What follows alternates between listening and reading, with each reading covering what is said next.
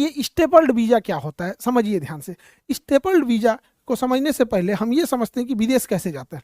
Airport का हल्का सा स्ट्रक्चर समझते हैं कि एयरपोर्ट जो होता है उसका जो जहां हम लोग एंट्री करते हैं वो टर्मिनल बिल्डिंग होती है। तो ये पूरी जो बिल्डिंग दिख रहा है ये है टर्मिनल बिल्डिंग। इसी में सारा सिक्योरिटी चेकिंग, टिकट, खाना पीना, रेस्टोरेंट वगैरह सब इसी टर्मिनल बिल्डिंग में होता है। सारा तामझाम इसी टर्मिनल बिल्डिंग में होगा यहाँ पे। तो ये हो गया टर्मिनल बिल्डिंग।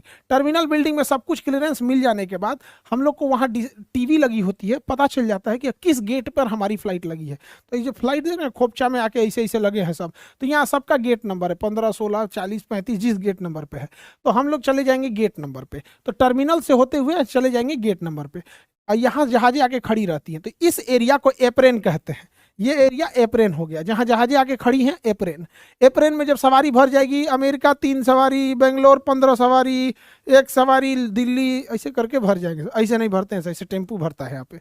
जब सब भर जाएगा तो फिर ये इधर से ढकेल के करेगा। ये टैक्सी वे होता है, टैक्सी वे होते हुए ये रनवे हो गया, चला जाएगा रनवे पे। तो ये एरिया हो गया आपका रनवे, और ये एरिया हो गया टैक्सी वे, ये एप्रेन हो गया, ये गेट हो गए, ये टर्मिनल हो गया। सबको मिला दीजिए तो ये हो जाता है एयरपोर्ट हो जाता है।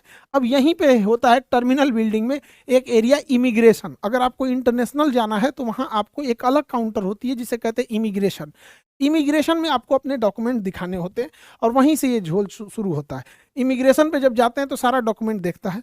फिर हम अपने देश से कोई क्राइम करके तो नहीं भाग रहे हैं, तो हमारा पासपोर्ट लिया जाता है। पासपोर्ट क्लियर रहता है तो जिस देश में हम जा रहे होते हैं वह देश यहाँ पे मोहर मार देता है, पासपोर्ट पे हमारे मोहर मार देता है।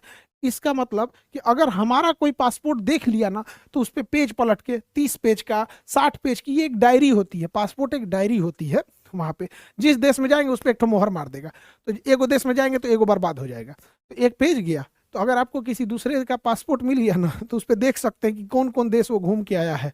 आपको पता चल जाएगा जापान, अमेरिका, यूक्रेन कहाँ कहाँ गया है यहाँ पे।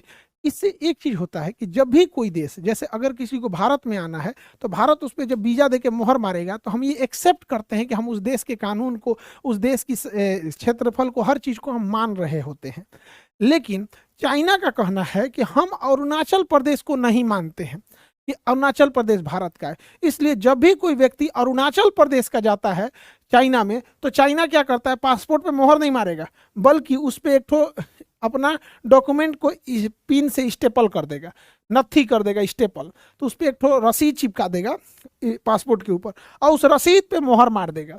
अब सोचिए पासपोर्ट पे मोहर मारता तो एक्सेप्ट एक ऑथोरिटी हो जाती है कि आपने खुद ही एक्सेप्ट किया है कि भारत का कानून को और भारत के संविधान को, और भारत का संविधान कहता है कि अरुणाचल प्रदेश हमारा है।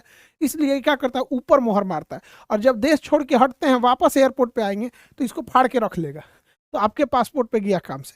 तो स्टेपल्ड वीजा देता है। तो स्टेपल्ड वीजा केवल अरुणाचल प्रदेश के लोगों के लिए चाइना देता है। ये भारत में काफी कंसर्न का विषय है। यहाँ पर ये दोनों देशों के बीच ये कंसर्न रहता है। इधर मोदी